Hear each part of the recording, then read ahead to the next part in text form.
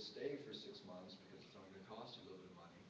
You owe it to the people you go to bring something unique. Handing out change to hungry people while you're there is not enough. If you're going to call yourself progressive, you're going to call yourself a good person heading out into the world to do good and not just somebody that's vacationing because it's cheap, you have to do something. And I gave them, showed them what I did, and enough of them said, well, like me, let's figure out how to get a couple of these machines, and I'll take them with me to Haiti, Zimbabwe. We had a great project set up in Zimbabwe. And around the world. So we've set up about 100 of these clinics around the world where people are sustainable in their ability to make ozone-closed silver. Again, as much as we can, promote local hemp production or find sources for hemp and other superfoods. So that's the kind of the foundation of my journey. I try to expand on it through being involved in media. I try to influence influential people. I got Willie Nelson involved in a biofuel project 12 years ago, and he laughed at me for a couple of years and kind of made fun of me with kind of distant relatives. Then he started BioWillie and became the largest force in biofuel in America today. Which again, anything that moves us away from petroleum is healthy. Anything we can do as a culture to quit using petroleum is going to affect everybody on the planet in generations to come. The greatest mistake we've made was steering away. As Rudolf Diesel used to say, I will die before I put a drop of that poison, he called it many things, in my engine. He was running his engine on peanut oil. He came to America to the World's Fair, ran his engine on hemp oil for the first time, went up to Henry Ford's farm, where Ford had acres and acres and acres of hemp growing, ran the car on hemp oil, and then was murdered on his way back to Europe. Never made it back home after sending telegraphs. Oh, it works on hemp oil too. And then they threw him off a ship on his way back to Europe. And then, as they often do, the insult on top of the injury, what did they do? They named the petroleum product after this man, the greatest bioengineer of the last 200 years. And then 100 years ago at the World's Fair, they said, I bet you we'll be using this engine 100 years from now. And people are like, no. Some said, no, this is going to change the world. And sure enough, 100 years later, the diesel engine is a fundamental mover of the planet because of buses and trucks and anything large. And designed fundamentally still to run on vegetable oil. The diesel that they make today are destroying these engines. I get probably 5 times the life out of my little Mercedes-Benz because I use biofuel than if I ran it on diesel today. 5-fold. Like instead of 200,000 or 300,000 miles, I'm going to get 1.5 million or 2 million miles off my engine because I run it the way it's supposed to be.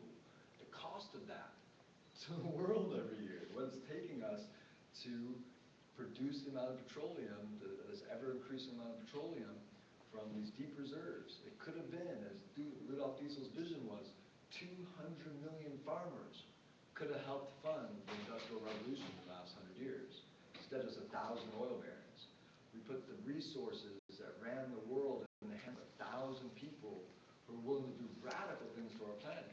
Dig deep, out in the ocean, pull this stuff up that we know is dangerous, and spread it out further and further and further, to the point where we now dress in it, eat it, wrap our food in it. Our food is often infused with it, plus our fuel, plus the medicines. A brief summary, the AMA. The AMA was started by Rockefeller as a way to promote pharmaceuticals, which are basically petroleum products. The first product put out by the AMA was a bottle of crude petroleum with a little bit of mercury in it. The doctors they hired to head up the AMA were called quacks because they peddled mercury to people. And Rockefeller said, I need a charismatic group of people to front the surgical doctors that he had.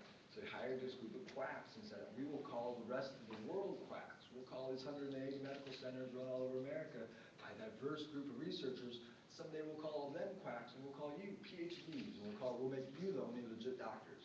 And they must have looked across the desk at, someday I'm going to create a little film about this. They must have looked across the desk at Mr. Rockefeller and said, you're a crazy man. But right now, they figured out that when we call it quicksilver, it's not silver at all, it's mercury. The farmers are starting to know that, and they lynch us, they break our legs. They're starting to lynch these people all over the country, because they would go in and say, this is quicksilver. You want colloidal silver, you want a certain type of silver, I got silver that moves around like that. And it's mercury. This mercury looks like silver moves around. So they would pass off mercury as a type of colloidal silver, and they got the name quacks from that. But they threw that name back at everybody else, and they took the name Dr. PhD, summary of that little era where they're also demonizing hemp, they're also demonizing every other therapy that doesn't fit into this whole petroleum empire. And via that step, and it's all just been a series of steps that's gotten us to this ridiculous point we're at today, where we are literally drowned, awash in this oil. And the idea that there isn't enough of it's silly. There's still oil bubbling up in Texas, out of the sand. There's still more oil. Every few months, they find another reserve of oil that's one of the 3 or 4 or 5 biggest in the world. So we aren't running out of oil. We're awash in oil, but we don't need it. We've never needed it. This tiny group of people that run the world by pulling this up out of the ground are not our friends. Culturally, they left us in a cul-de-sac at this point. And we have a solution. It is as simple as reintroducing industrial hemp globally. From there, every community will find their own ways to optimize it and utilize it and create sustainability. And where there's sustainability, there's peace. And I think ultimately that's what we're looking for as a global community entering the 21st century. We're entering a whole new era marked by the Mayan calendars and the astronomy, and everybody kind of recognizes something unique is happening in this era. And that speaks to me in my heart that we need to change the way we view resources radically. We need to change the way we view medicine radically, and food as well. And yet it's, and radical, the pure scientific term of radical is the quickest step between one point and another. This idea that a radical is somebody bad in our culture, manipulation of language against us. Radical is the person who can get from point A to point B in the least amount of steps. And I think that at this point in history, that's what we need. I don't believe I've covered really the medical breakthroughs of the cannabis flower nearly as well. I certainly could have done 45 minutes on that as alone. Okay, all right, could be good. Let me step back then and go to in the last 15 years or so, people really started to look at the cannabis flower and the cannabis plant in a different way. A man up in Canada named Rick Simpson started making cold extracts to treat his own cancer, and then to treat his father's cancer, and then one by one he started doing this little town in Canada and treating everybody's cancer. Because you could grow these plants in the backyard with a minimal of skills, created some beautiful flowers, made an extract out of it, shared this oil in a crude way out of his kitchen, and everybody's cancer went away.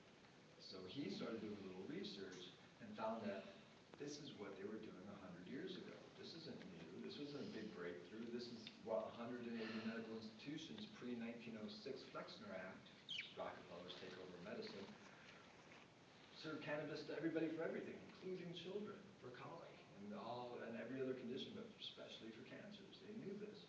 So 100 years later, he starts sharing this medicine around, and it became world famous for it. Made an incredible film called Run from the Cure, because again, it's a cure we knew and documented 100 years ago.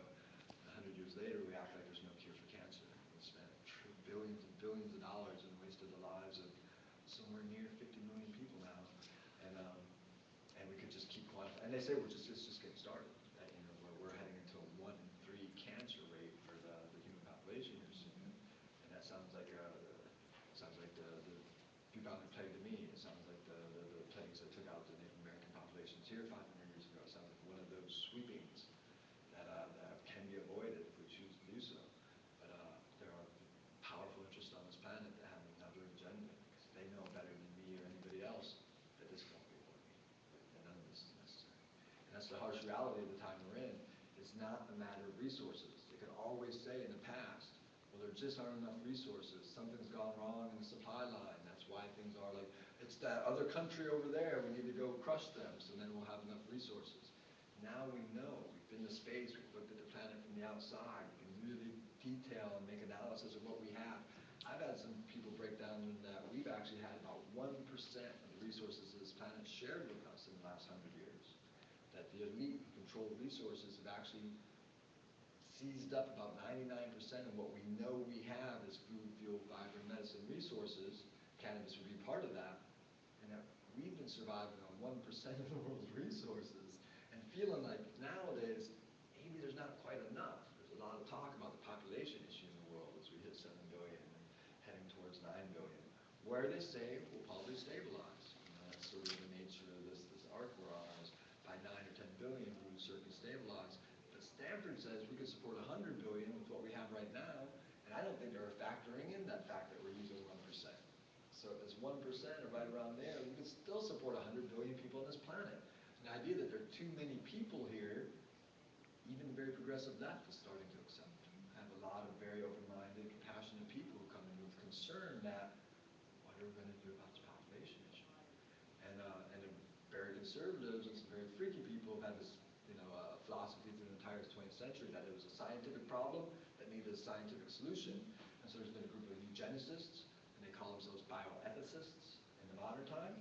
And they've got radical plans and programs to limit and control and decimate chunks, 80, 90, 95%. The debate goes on what they're going to do with the world's population.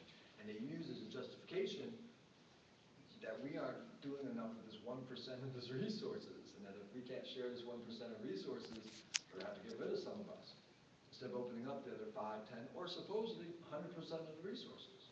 I mean, if an elite group, if 3 companies can own the global media, if 1,000 people can own the global petroleum empire, and they live like extravagant pharaohs, we don't need that. What if we share these resources back out amongst all of us? There's nobody hungry on the planet. There's nobody who doesn't deserve to have an iPhone. There's nobody who doesn't deserve to have a hemp house and a stable food and be able to pursue their dreams, whether they be practical and industrious or whether they be artistic or spiritual. Whatever anybody's personal goal is, they should be able to fulfill it in their lifetime without feeling they need to spend the vast amount of their life working to obtain enough resources just to survive. Yeah. Thank